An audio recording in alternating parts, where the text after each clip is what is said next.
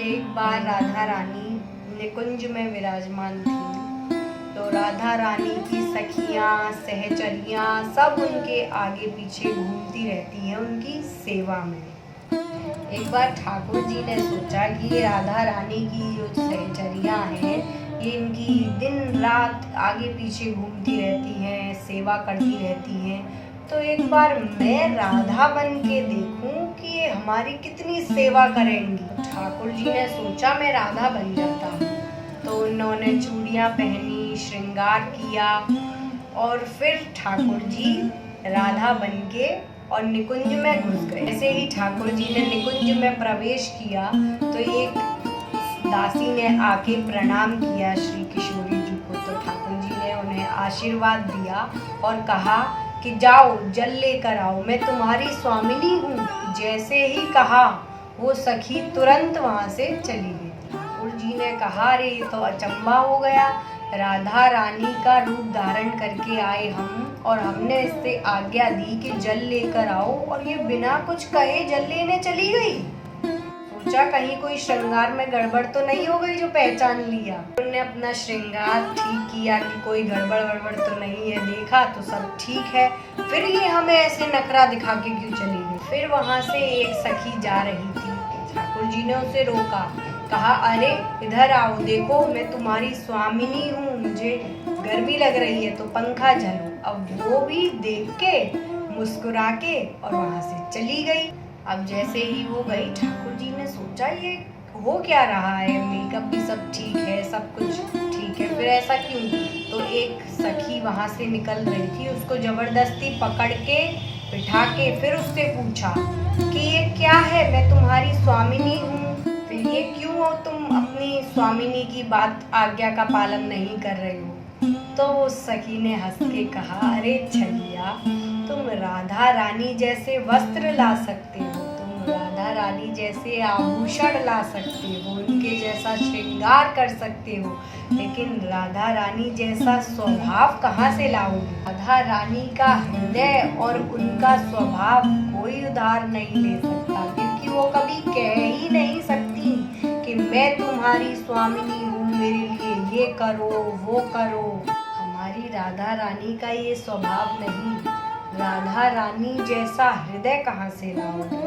ठाकुर जी ने कहा अच्छा ऐसा क्या है राधा रानी के हृदय में, ऐसा क्या है राधा रानी के स्वभाव में। सखी बोली कि वो हम नहीं बता सकते, इसके लिए तो आपको राधा ही बनना पड़ेगा। ठाकुर जी राधा बने। कब बने? कलयुग में, बंगाल में, नवद्वीप धाम में श्री चैतन्य महाप्रभु के रूप में प्रकट होकर ठाकुर जी ने राधा रानी के स्वभाव को धारण किया। शरीर जो था वो कृष्ण का था, लेकिन मन श्री राधा रानी का था। राधा रानी के स्वभाव को, राधा रानी के मन को धारण किया। ऐसी श्री राधा रानी जो एक क्षण में संसार से उठा करके सीधा ठाकुर जी की गोद में डाल दे, वो राधा रानी।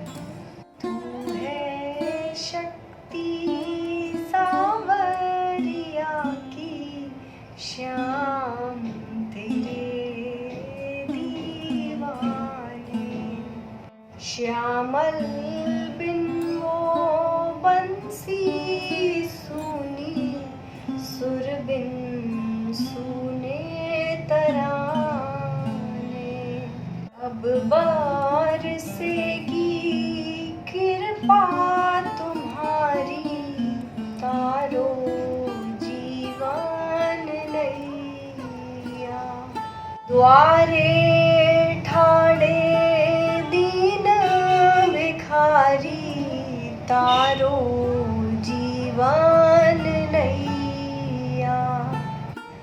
राधे राधे श्यामल प्यारी, तारो जीवन नैया, द्वारे ठाणे दीन भिखारी, तारो जीवन नैया।